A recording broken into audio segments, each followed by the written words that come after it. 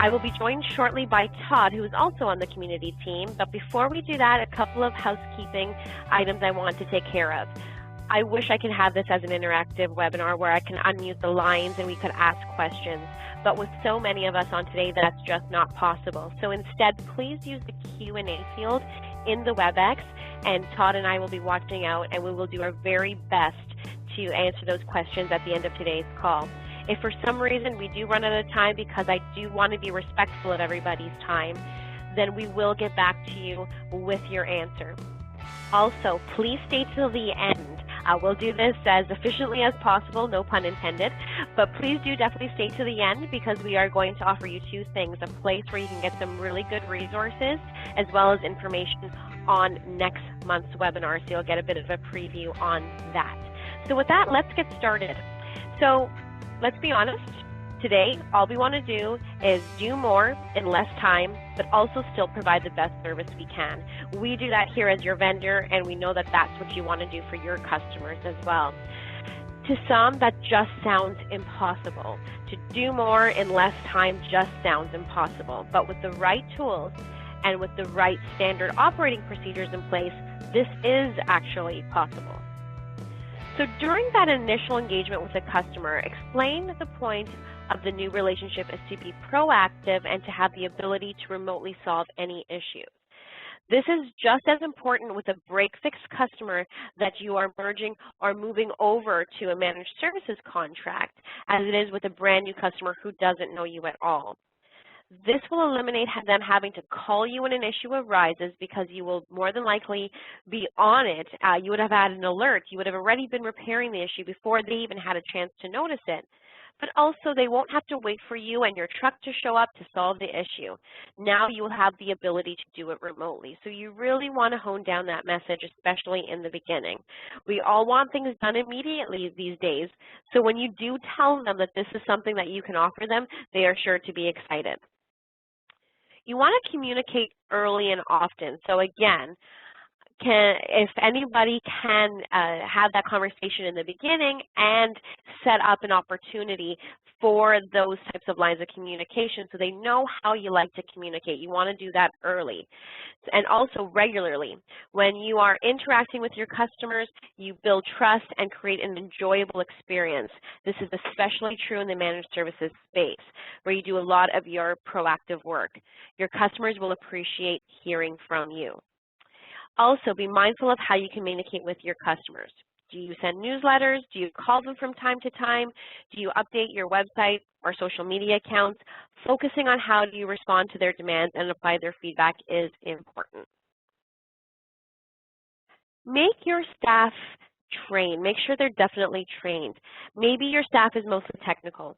Maybe it's a mix of technicians and salespeople. Whatever you have, make sure everyone is properly trained on how to expect customers to be treated. Keeping all employees involved in the business helps them understand your goals and objectives. It also helps them inform with your customers and demands and needs. Here's what it all comes down to. Your staff is representing your business. The relationships they form are extremely important.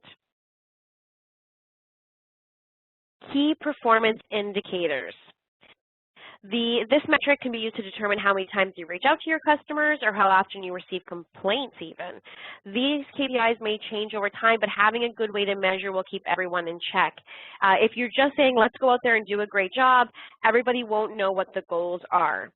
So make sure you have those conversations with your staff, have those KPIs, and share them with your customers too, so they know what your goals are. Put your technology to work. Now, you are definitely the experts here, and your customers rely on you for that exact reason. But using technology to manage your relationship is something that is often overlooked. Using a good customer relationship management tool or ticketing system allows you to create reports and marketing campaigns and track success. Also, what Todd will show you very shortly is things like a remote access tool that will allow you to Also be creative. Think of other ways to boost customer service using technology. You can create a customer portal that answers frequently asked questions, offers the ability to chat with help desk staff, or provides access to other important documents and manuals. So definitely be creative there too. And finally, automatic reports. As we have talked about, your customer may be used to seeing you pretty often to come in and fix things, especially if you're going from a more break-fix sort of contract or relationship with these customers. All of a sudden now they're not going to see you as often because you are doing things proactively, but also doing it remotely. So your new world, you'll be doing things remotely and proactively. That is the message you want to tell your customers. So therefore, automatic reports reminds your customers that you are there. It provides them the same great service, even if you don't see them as often. It also reminds them that that is why they're paying you. So you want to have these reports coming to their customers. I usually suggest in the beginning that you go through them with them. You may be offering these live in the beginning, and then actually afterwards start sending them automatically. Again, go through that with them, help them understand, and that reminds them again when they get it, that's why they're paying you. These are all the great things you're doing. So with that, that's hopefully given you a lot of great ideas, some things to think about. What we're going to do now is I'm going to pass this over to Todd, and Todd's going to go through a couple of different things with you. He's going to show you all the great tools that we have available and go through some things live with you. Todd, like I said, is on the community team, and I'm going to let him do his own bio here. I will be watching out for questions while Todd is speaking, so feel free to put those questions in, and like I said, we will do our very best to answer them live at the very end. Todd, the floor is all yours. All right, so hopefully everybody can hear me now, and hopefully you're seeing that the bio still on the screen there. As Nadia said, my name is Todd Hoagland. I'm the Senior Technical Trainer for the MSP products here at SolarWinds MSP.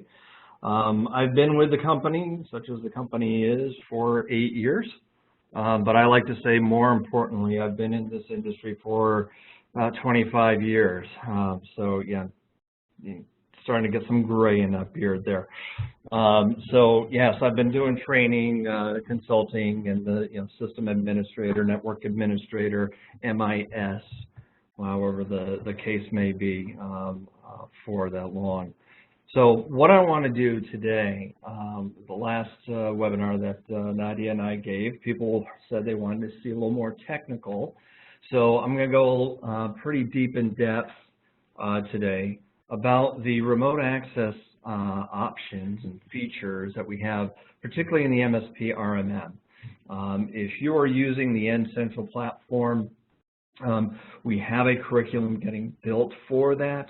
I don't have a whole lot here. I can speak to the point that they have similar features, but what I'm going to be showing today is primarily from the RMM tool. And that starts with our own what we call Take Control. Take Control is a broad name for our remote access to desktop tools. Okay, so getting an interactive, attended or unattended access to a desktop, both on the Windows platform, or Windows operating system, and Mac operating systems. And you can actually use now, as opposed to historically, you can be a host, which means you can accept a connection and someone can see your desktop, or you can be a viewer, which means you're connecting to a desktop, all on one machine. And that is using our own MSP Anywhere tool now, where you can give that capability on any machine. So if you have an end user that needs to remote into another machine, MSP Anywhere will do that right out of the box, very, very simply. No,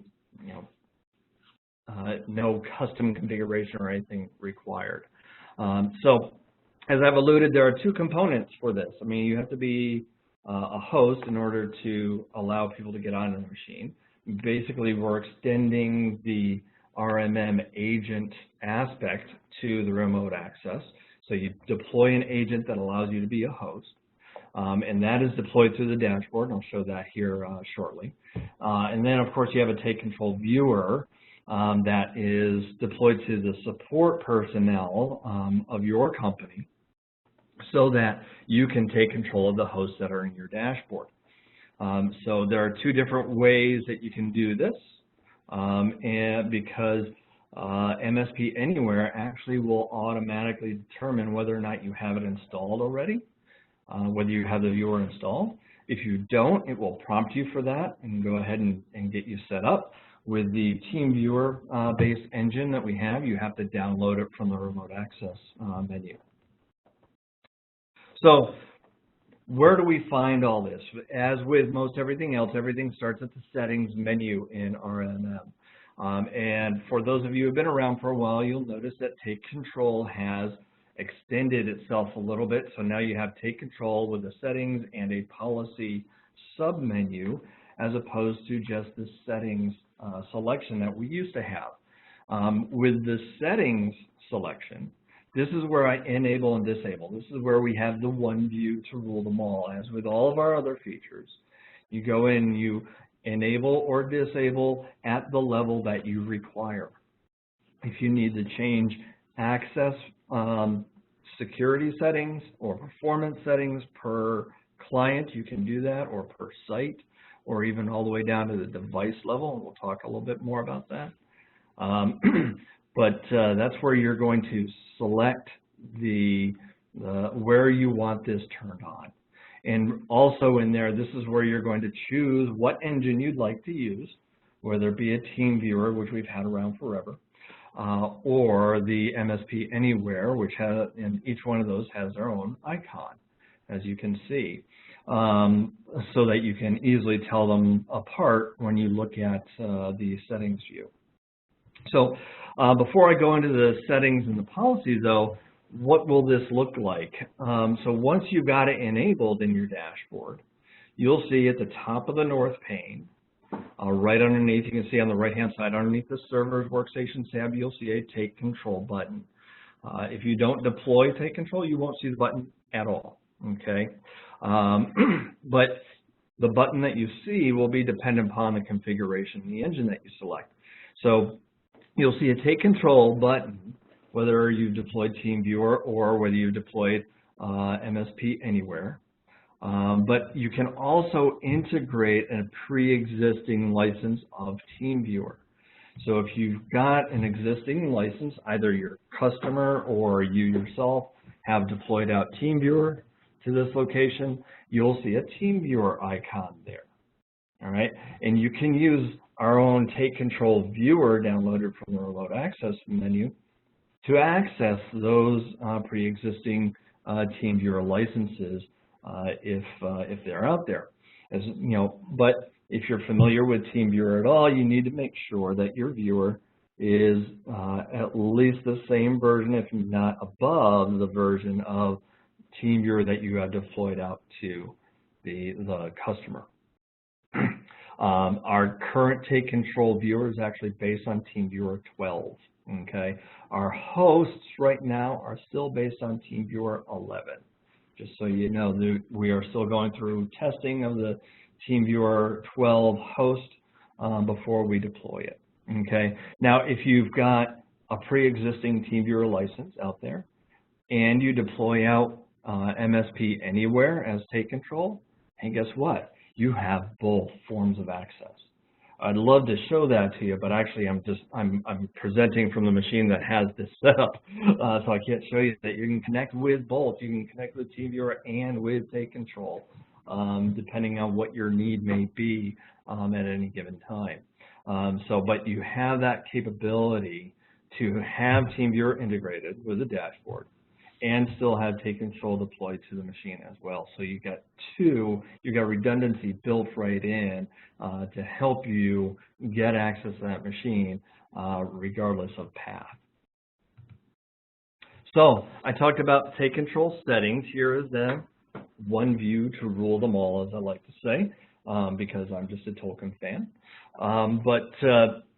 When you open up Take Control settings, you'll see the familiar hierarchy on the left-hand side. And so I can go in at any given level there and turn on my settings, and now the only selection I have on the right-hand side is the engine that I want to deploy to that particular site or client, and then the policy I want to select. All of our settings now are built into a policy. We're doing this feature at a time where we're moving things away from configuring it right in here to having a policy that you deploy, similar to manage antivirus and web protection in the past. So now we have that with take control, and I can go ahead and I can deploy that out. So I can select right there, either TeamViewer or MSP Anywhere. The default right now, because it has been with us historically, is TeamViewer, right? So if I simply turn things on, it's going to go out with TeamViewer with a default policy. All right, we'll talk about the policy settings in a second. But if I want to go to MSP Anywhere, I have to pull down the engine list and select that. And then I can create my own policies, which are unique or otherwise configured according to the need for either a client or for a particular setup or a particular action. You can see there I have one for a client named GSLC. I also have one that's kind of role-based, which is user requirements. So I can have the user required to allow me in. I can set that in this policy. Right, and then going on to the policies, when I click on policies, I'm going to get a selection for the policies first. Okay, so I'm going to see my list of policies, and I'm going to try to switch over to a dashboard. Hopefully you can see dashboard here real quick. And I go to my take control policy. I jumped over this in my slides, so I wanted to show this. I get my full list of policies in the dashboard, and I can create a new one or edit this one or just double click on one in order to bring up the policy editor dialog. Okay, and now there's a few new things within this, as you can see. We have 3 different categories of settings. Our general settings, which I'm going to name it and I'm going to assign it the proper language. Plus a new setting, and as you can see, the icon there is indicating this is an MSP Anywhere setting, and that's monitor only. This is kind of a watcher, okay? None of the other settings are going to be available here. All I'm going to be able to do is watch the desktop, so that, you know, if all I am able to do is call them and work with them on the phone, they do everything. If that's what you want to provide, you want to teach them how to fix their issue, you can see what they're doing and then say, okay, click on your start button or open up settings or open up control panel, and you can get them to do it in order so that they teach themselves. Okay. Next, you're going to go to the security section. This is where we set up the most pertinent one is request user permission. With MSP Anywhere, you can actually customize this, although it is available both for MSP Anywhere and TeamViewer. With MSP Anywhere, I can customize the message that goes out, and I can customize how long the request waits. So with TeamViewer, I can't customize those. It's a 30-second wait on TeamViewer. All right. So also with MSP Anywhere, I can say, let me in even if it times out, i.e. the default is to say yes, do remote control. With TeamViewer, someone has to be there to click yes or allow access. That's the only way you're going to get in. If no one's there, it's going to time out and disconnect you. Okay. Also, you have the selection, if there is no one logged on, you have an option to go ahead and get in anyway, because there's no one there. Obviously, if no one's logged on, there's no one sitting at the desk to allow you access. But you can get access anyway, and unattended access if no one's already logged in. So you'll have to go through that login, the Windows login process after you get there, and to do desktop access to the machine. You can also, in MSP Anywhere, you can lock the device when the remote session is over. This is something you can do with TeamViewer as well, but you have to do it in the TeamViewer interface. Once you select lock on shutdown, then that will get saved with your TeamViewer, your Take Control Viewer TeamViewer engine. Say that 5 times fast. The visual indicator, this is the little pop-up on the screen so that the end user knows that you are actually on the machine. This isn't a default in MSP Anywhere, so you probably want to set this up here. We actually have it on by default so that the person at the other end knows what user's logged on. Two little differences I'll speak to real quick here because it is available for both TeamViewer and MSP Anywhere. With TeamViewer, it's going to show you show the end user the device name, whereas with MSP Anywhere, it's going to show the username. Whatever user you are logged in as on the dashboard will get passed through there. So it'll show an email address because we use email addresses for our users. All right. So just another thing. I'm going to go on a little tangent here. Another reminder that you should have everybody in your organization have their own unique and custom log on to your RMM dashboard. Authentication method is talking about how you're going to access the machine. So you can actually have a password beyond your RMM logon to get there. So with no authentication, it's going to let you in. All right. If you select Windows authentication, or if you select a standard password, then you're going to have to put that in once the connection is made with MSP Anywhere. Finally, an older TeamViewer-based setting, enable system tray password. TeamViewer deploys with a system tray password at all times. MSP Anywhere does not, which means if I leave this checkbox clear, the end user can actually open up the options for TeamViewer. This can be kind of dangerous because they can change the password, and now I can't get into the machine anymore. So you want to enable this, particularly on workstations where people just, like to click around and see what's going on with the machine. So make sure that they can't get into the options, can't make any changes, and can't get the device shared outside of what you're doing with your built-in tool for remoting into the device. Finally, the performance section of Take Control policies here. These are all MSP Anywhere. These similar settings can be done in TeamViewer, but you have to go into the TeamViewer interface in order to do that. Go into TeamViewer dialog box and select options. You'll see things similar to these. For the most part, they're set for automatic configuration in TeamViewer, but you have the ability to change these at a policy level in MSP Anywhere. So I can optimize my desktop settings. So it will determine based upon the bandwidth available, what color depth I should be using, what size I should be using, those types of things. Disabling video hardware acceleration. This often leads to a lot of problems we see just with quality of the image when I log into a dashboard or log into a desktop, excuse me.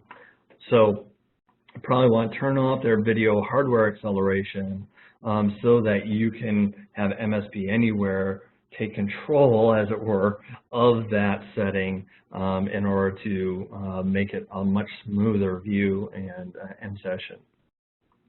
Limiting image capture. This gives you the ability to, what can I do in doing screen grabs from that device. It's a security and performance setting because that's going to, if I don't limit that, it's going to open up, it's going to require much more bandwidth in order to do that capture across the session. And finally, this peer-to-peer connection, if you're doing file transfers from one machine to the other, peer-to-peer connection is going to open up a UDP connection direct to the device. If you don't have this selected, we're going to make a connection over TCP, which is going to open up a port, and it's going to be limited because of the way that TCP versus UDP works. TCP is going to go through the server setup and things like that, so it's going to have much smaller bandwidth. Of course, it's going to be limited by hardware as well. But peer-to-peer is going to be able to open that up so that the only thing you're worried about is the bandwidth at the host and at the viewer, and nothing else in between. Okay, so if you are experiencing slow transfers in the file transfer dialog box, then this is something that you want to take a look at and make sure that you have this set in order to help speed that up. One other note about that, it will, or it can take a little longer to actually establish that file transfer connection. And I say a little longer, I'm talking 3-4 seconds.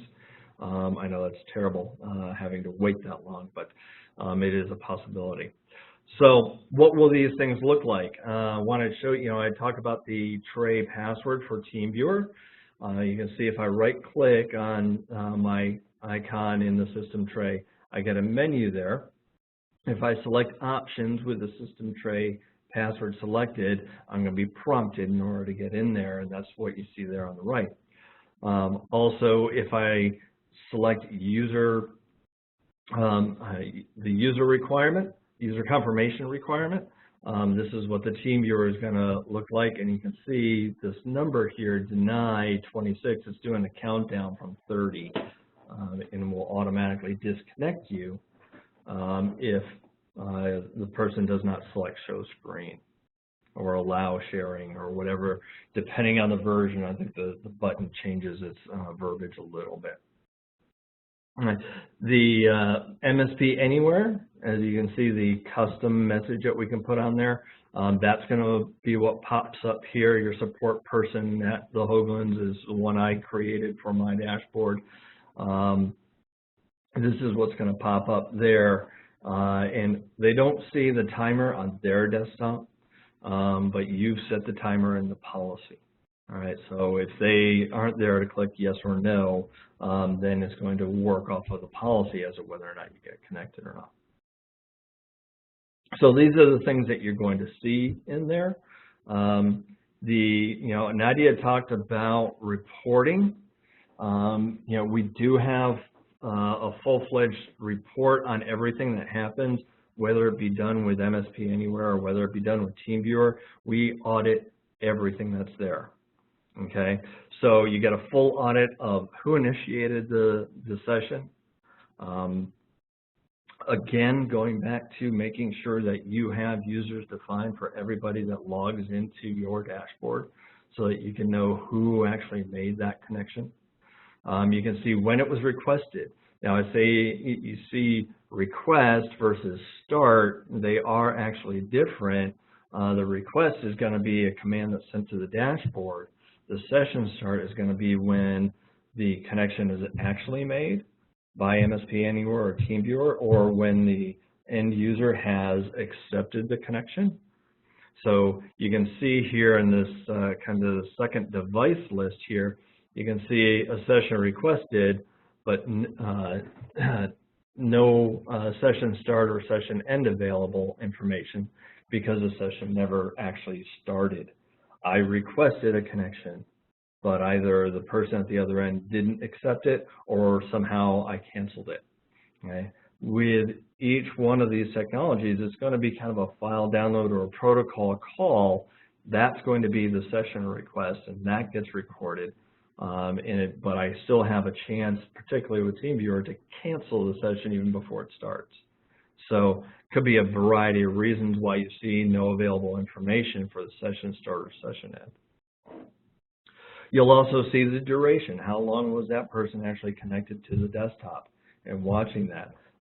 Perfect tool to be able to use if you're charging by the hour or by the quarter hour or things like that. You'll have that listed right here very simply. All right. You'll also see who is the end user at the other end, who is logged into Windows at the time that I made that connection. So you have everything that you need to show your customer just the value that you are providing by having remote access to their machines and not having to roll trucks, as they used to say. So I don't waste time driving over there. I'm more efficient by being able to jump right onto a desktop and help that end user get their issue resolved very, very quickly. Finally, one thing I do want to talk about, and I do talk about in my training, we have an ad hoc remote access tool that we just simply call remote support. still in the RMM dashboard. This is a remote access without an agent, all right? So if someone calls you up, they don't have your RMM agent deployed to their machine, you can still access their desktop. Most of the partners that I talk to aren't even aware that it actually is there, but it is there. It is using Ultra VNC. It is absolutely free to use. We do audit this, and there is a report with the audit trail on this as well, so you can do those same things that you do with the take control report.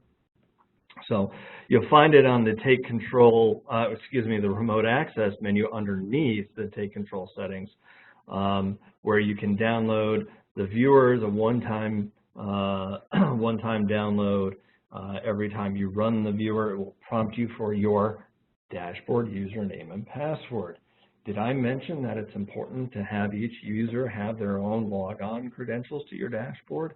I might have missed that, but I want to make sure that you hear it.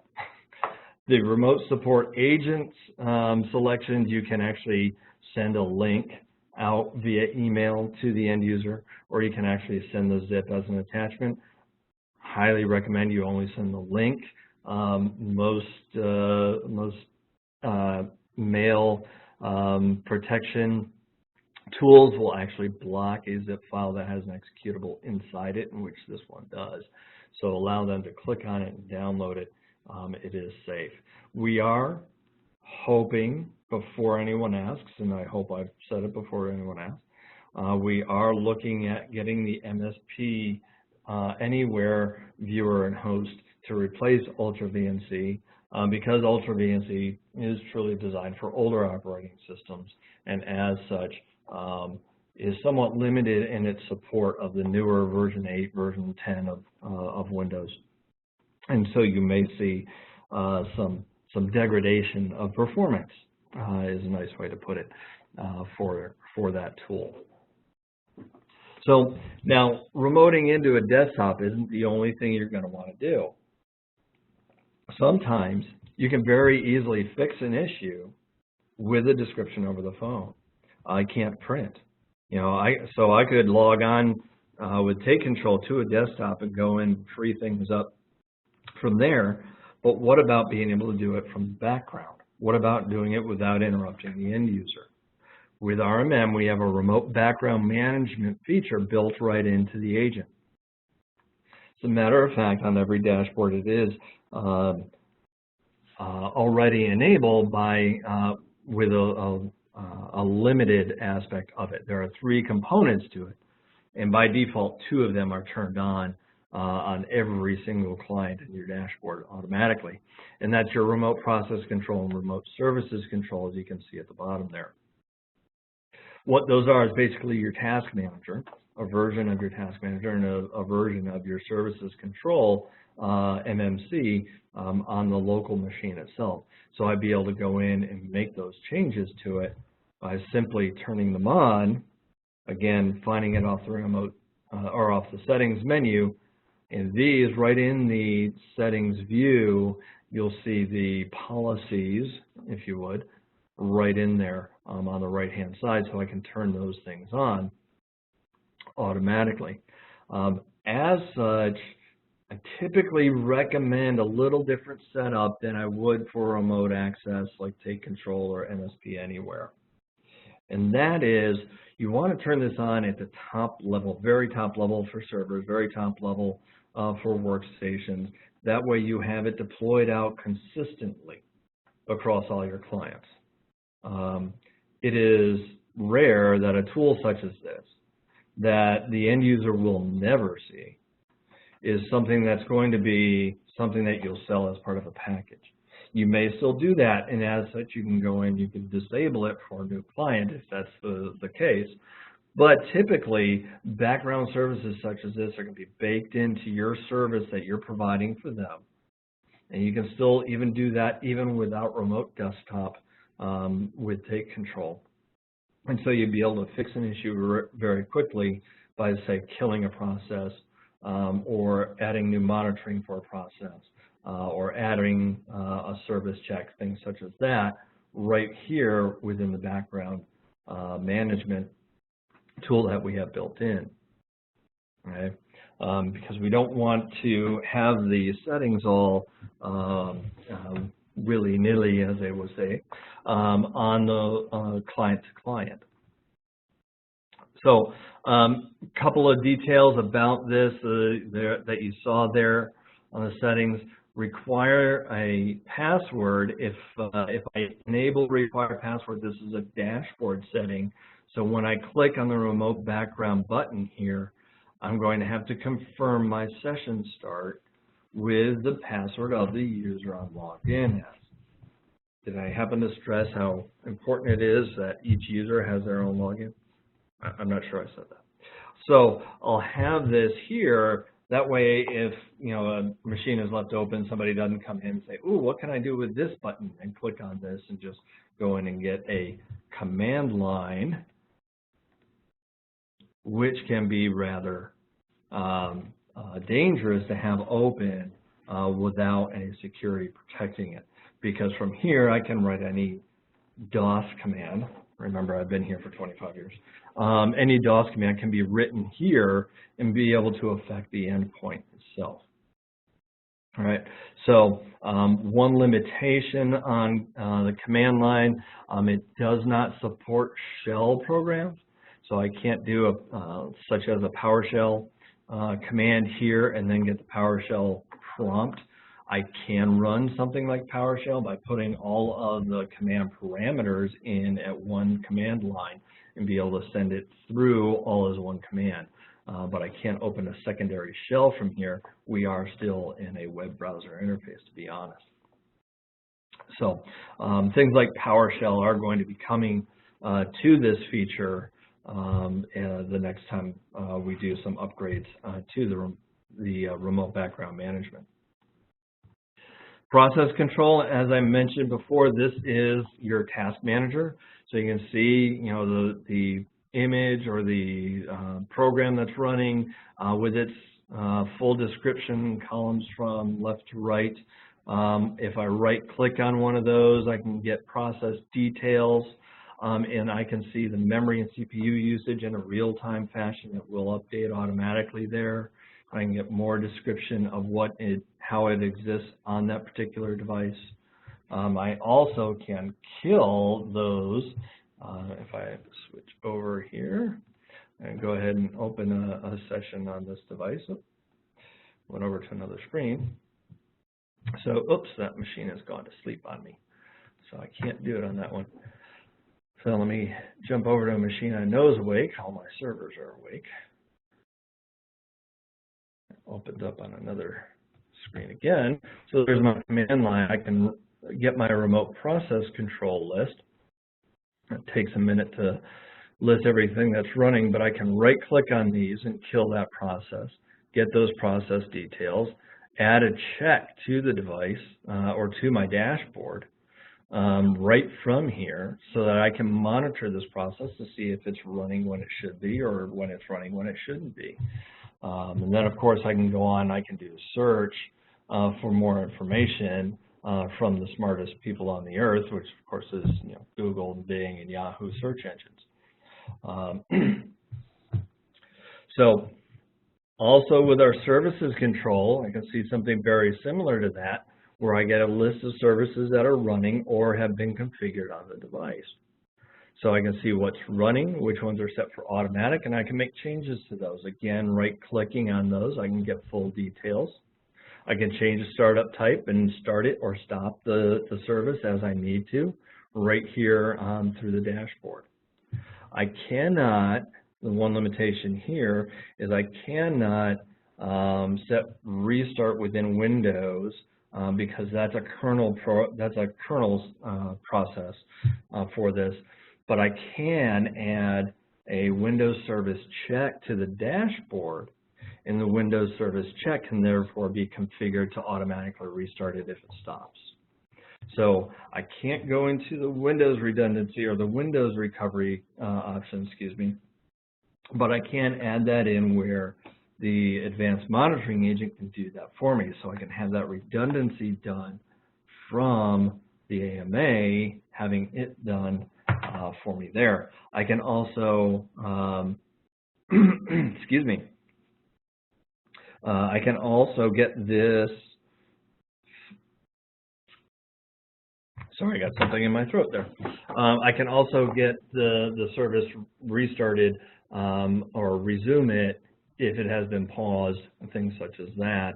And I have those same right-click options as I had in the program list, remote process control list.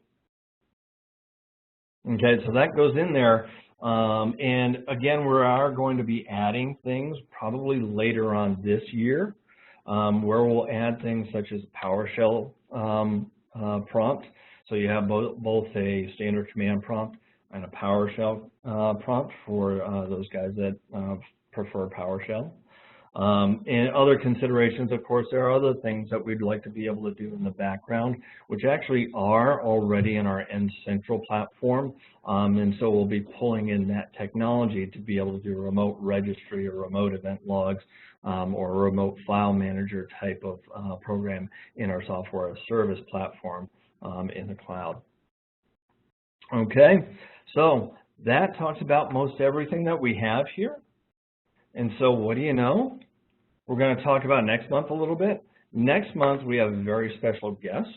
Mr. Carl Palachuk will be speaking with our own Kelly O'Bray about rules for efficiency, because you know efficiency rules.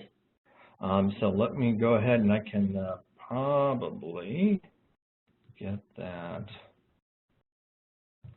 URL into the chat window so you can just click on it right there. Okay, Nadia? Great.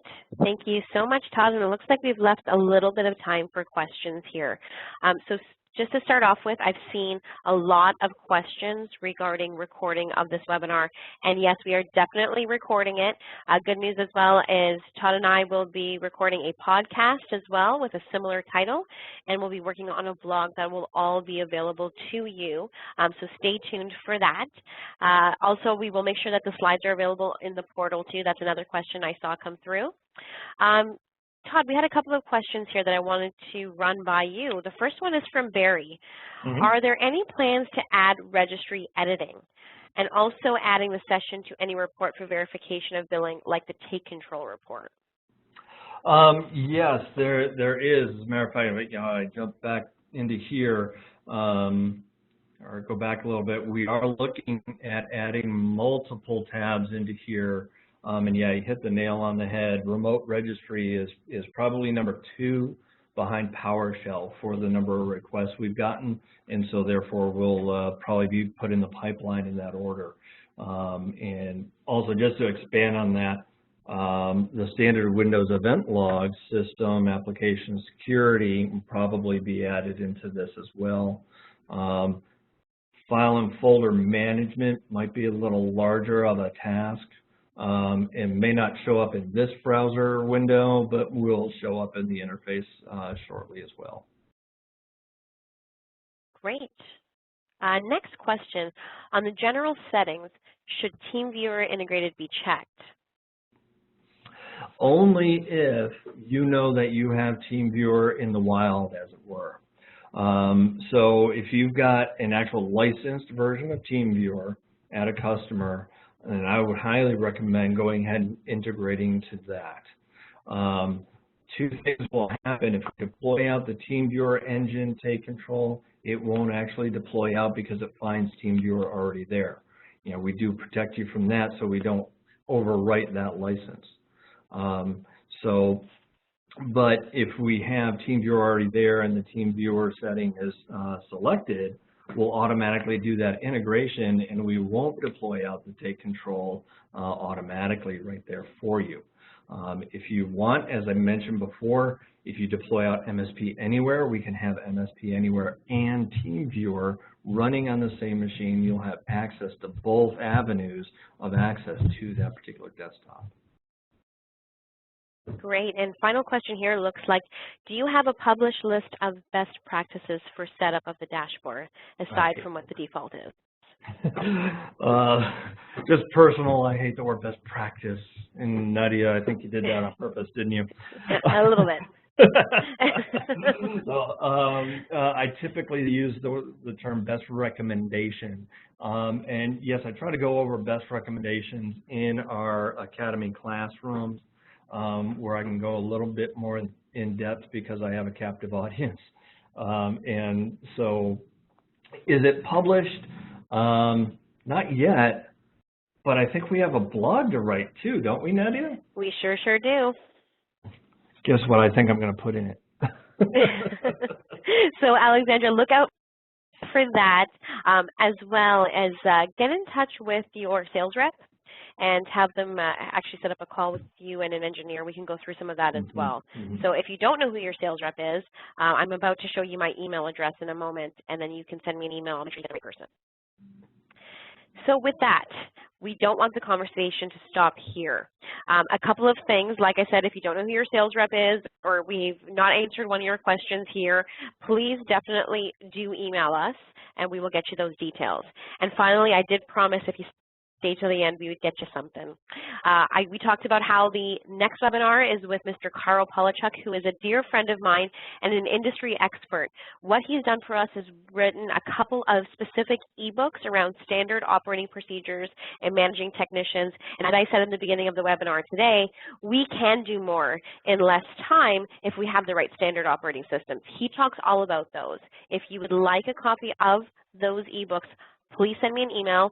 Like I told you, you're not going to have to learn how to spell my last name. It's just NadiaK@solarwinds.com, as you see on the screen. Send me an email with any questions that you might have.